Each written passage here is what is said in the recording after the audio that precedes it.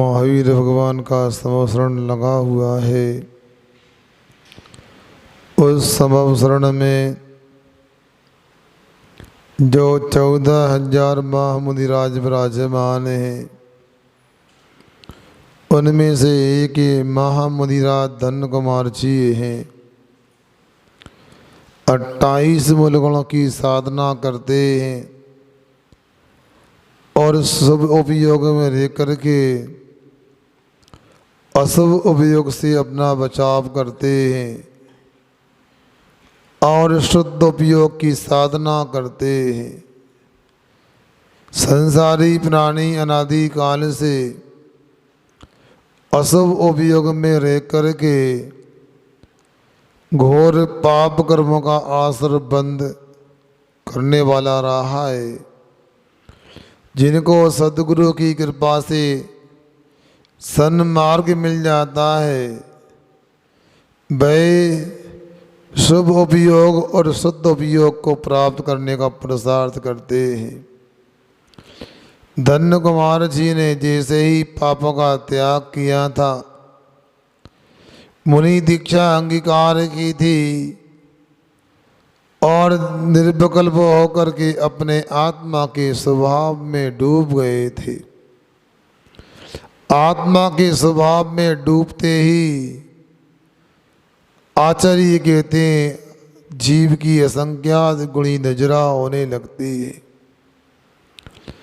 पंचम गुण स्थान बढ़ती कोई शराबा के उपवास करके सामायिक करने को वह पुरुषार्थ करता है, सामायिक करता है।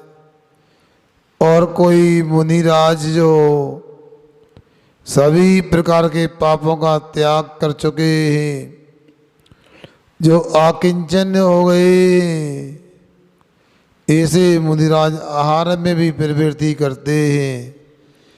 तो उपवास करने वाले सामायिक में लीन श्रावक से असंख्यात गुणी पाप गुणों की संबर नजरा करने वाले होते हैं। नजरा के 10 स्थानों में मुनिराज की श्रावक से वही असंख्यात गुणी नजरा होती है। और इस असंख्यात गुणी नजरा और संबर मूला नजरा जो होती किसके बलबूते पर होती है, तो आचार्य कहते हैं ये अपने आत्मा में आत्मस्थ होकर के सदुपयोग के बल से होती है। और जब सदुपयोग से नीचे आते हैं, अशुभ उपयोग से बचने के लिए वह 28 मूल गुण का पालन करके, पंचाचार का पालन करके, अथवा भेद रत्नात्रय का पालन करते हुए वह पुनः अभेद रत्नात्रय को प्राप्त करने के लिए अथवा सदुपयोग को प्राप्त करने के लिए पुरुषार्थ करते हैं। ऐसा वह महामुनिराज धन्य कुमार का जीवन इसमें लगा हुआ है। अनवरत आत्मस्थ होने की साधना कर रहे हैं, शुद्धात्मोपलब्धि की साधना में तत्पर हैं। सप्तम गुण स्थान से षष्ठ गुण स्थान और षष्ठ गुण सप्तम गुण स्थान को वह उतरते हैं और चढ़ते हैं, उतरते हैं और चढ़ते हैं। और लंबा समय मुनि अवस्था की साधना करते करते व्यतीत हो गया है। महावीर भगवान का समवसरण का वहाँ विपुलाचल पर्वत से बिहार हो जाता है। और वह धन्य कुमार महामुनिराज वह गांव-गांव पांव-पांव विचरण करते, भव्य जीवों को मोक्ष का मार्ग बतलाते, अपनी वीतरागता की साधना करते हैं।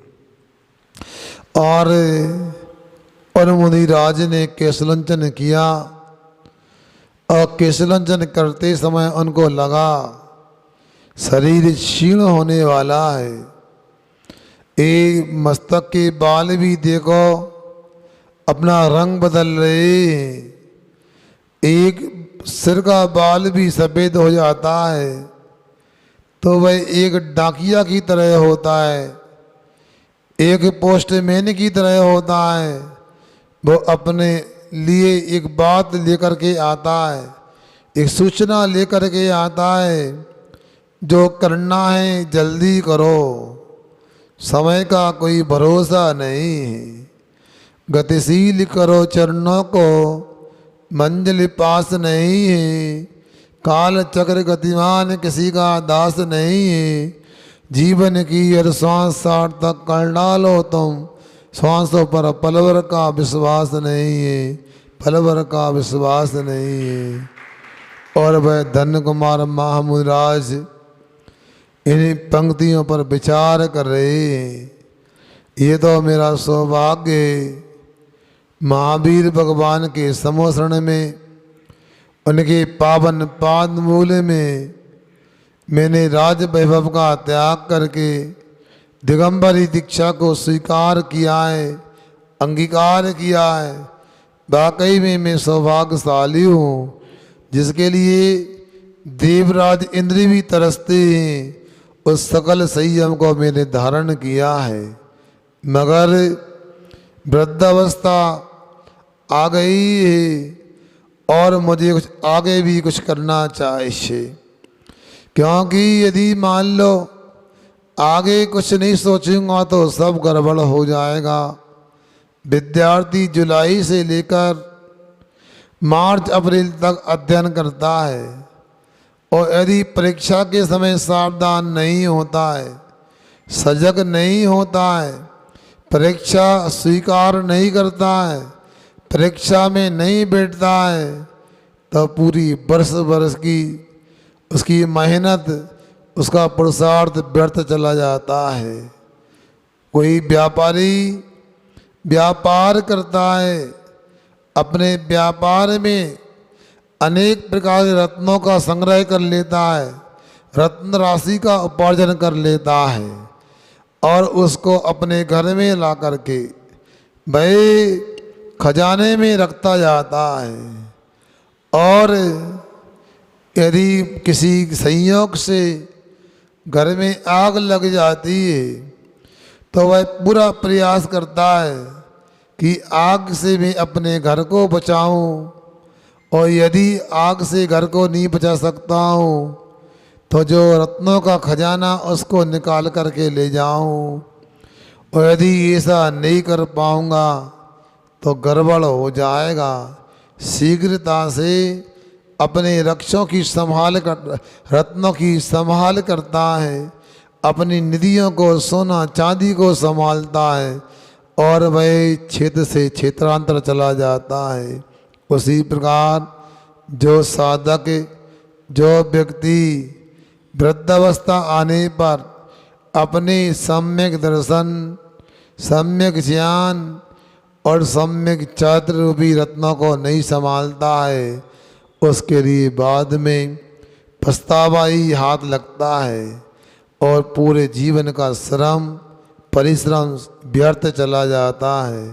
इसलिए मुझे एक कुशल व्यापारी की तरह, कुशल बणिक की तरह मुझे अपने रत्नातरे की संभाल करना चाहिए।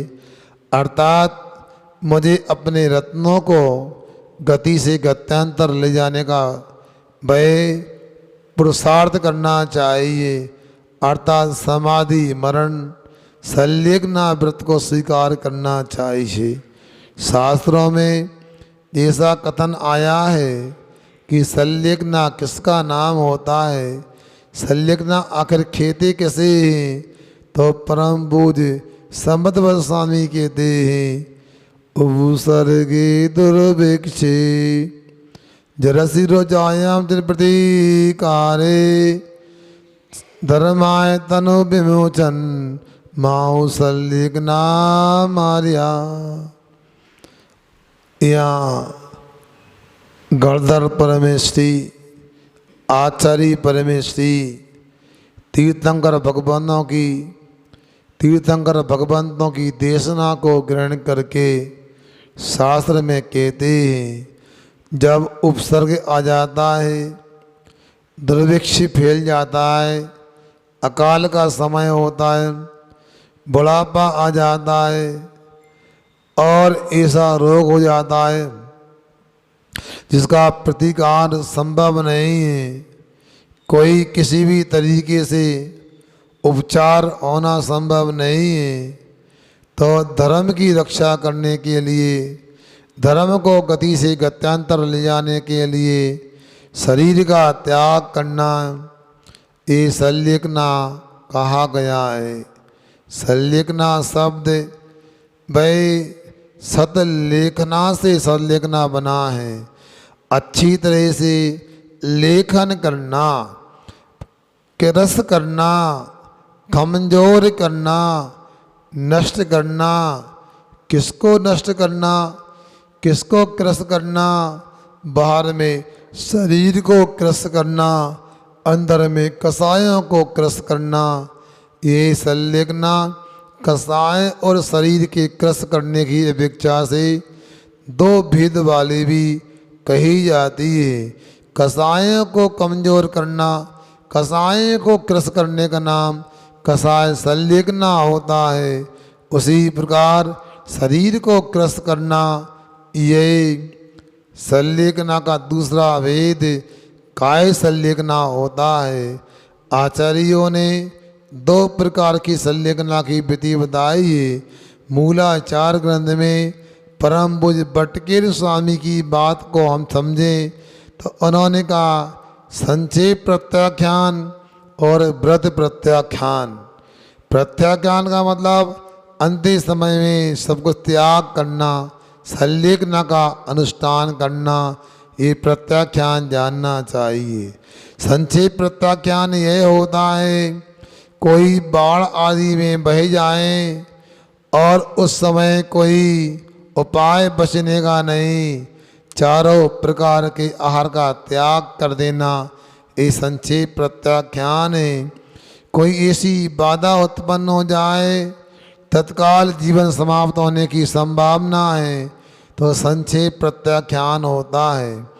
और यदि मान लो अपना जीवन अभी सुरक्षित है कुछ समय के लिए, मगर बहुत लंबा समय नहीं है, शरीर के माध्यम से कोई धर्म ध्यान करने की लंबे समय तक आशा नहीं है, उम्मीद नहीं है, तो क्रमशः विधिवत आहार जल का त्याग करना ये व्रत प्रत्याख्यान होता है।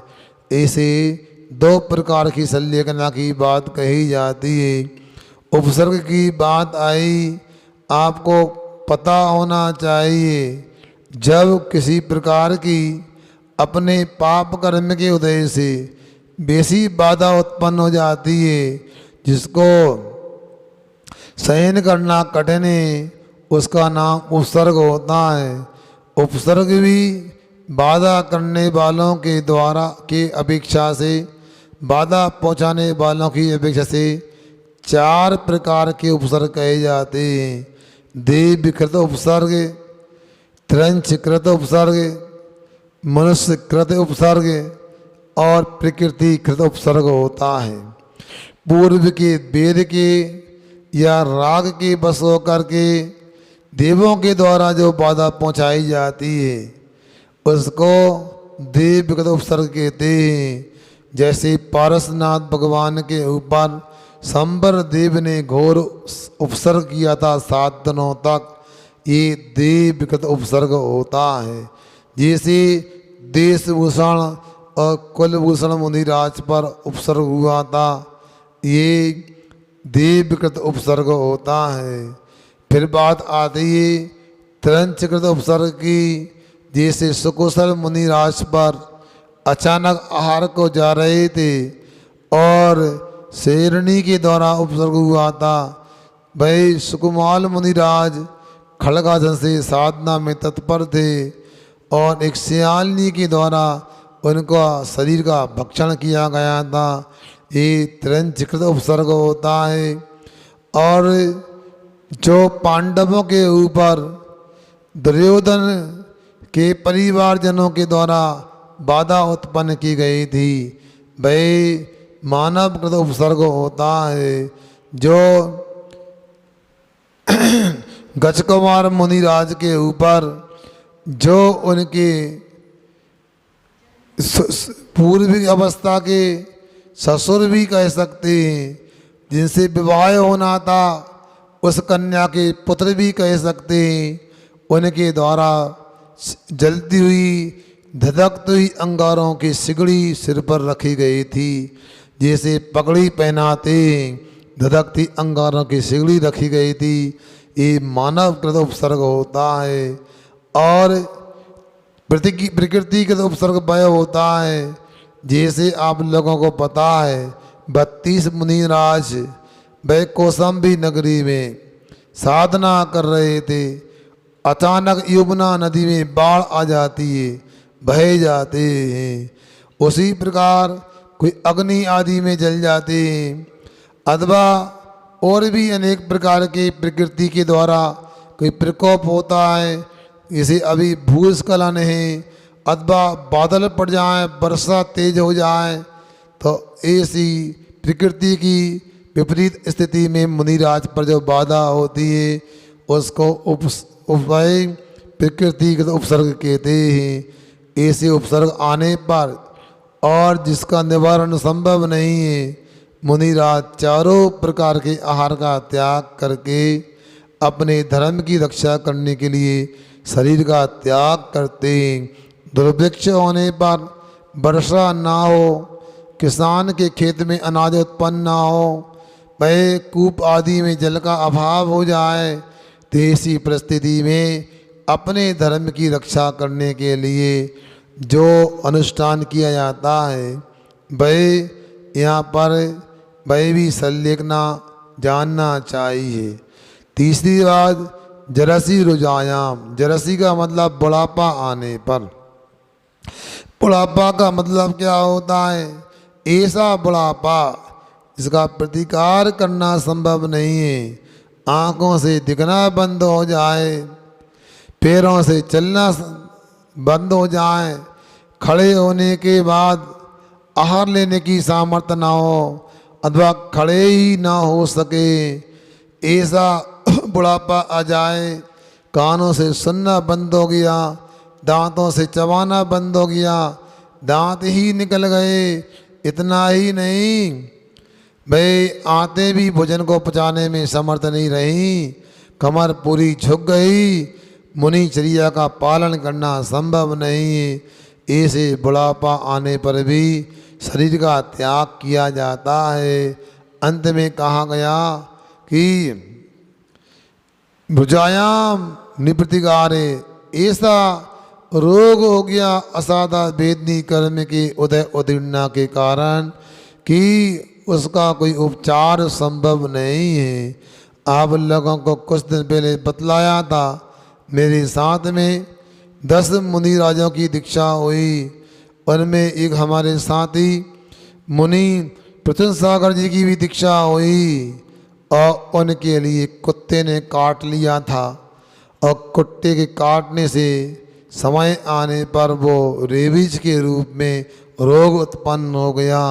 अनेक लोगों ने अनेक खोज की, जानकारियां एकत्रित की, कोई एलोपैथी में उपचार हो, आयुर्वेद में उपचार हो, यूनानी में उपचार हो, नेचुरोपैथी में उपचार हो, तो कोई उपचार संभव नहीं हुआ। वैसे भी साधु अहिंसक तरीके से रोग का प्रतिकार करते हैं, मगर प्रतिकार संभव ही नहीं, तो एक ही रास्ता होता है, अपने रत्नात्र की रक्षा करने के लिए अपने को समता भाव के साथ में संलिग्ना या संतारा या समाधि मरण जिसको बोलते हैं, उस पावन अनुष्ठान को स्वीकार करना चाहिए। ऐसा संलिग्ना का भाव परम पूज्य महामुनिराज धन्य कुमार के मानस में तैयार हो गया है। आगे संलिग्ना का अनुष्ठान किस प्रकार से प्रारंभ होता है, उसकी क्या विधि होती है, क्या प्रक्रिया होती है, हर साधक को, हर व्यक्ति को समझना चाहिए। इसी के माध्यम से कल्याण संभव है। जो व्यक्ति निर्दोष रीति से एक बार संलिग्ना कर लेता है, वो तीसरे भव में भी मोक्ष जाने की पात्रता रखता है। संलेखना करने वाला 2-3 भव में उत्कृष्ट रीति से मोक्ष प्राप्त करता है। और यदि लंबा समय लगता है तो जगन रीति से 7-8 भव में नियम से मोक्ष चला जाता है। ऐसा संलेखना का पावन अनुष्ठान क्या होता है, अगली किस्त में समझने का प्रयास करेंगे। और चलते हैं अब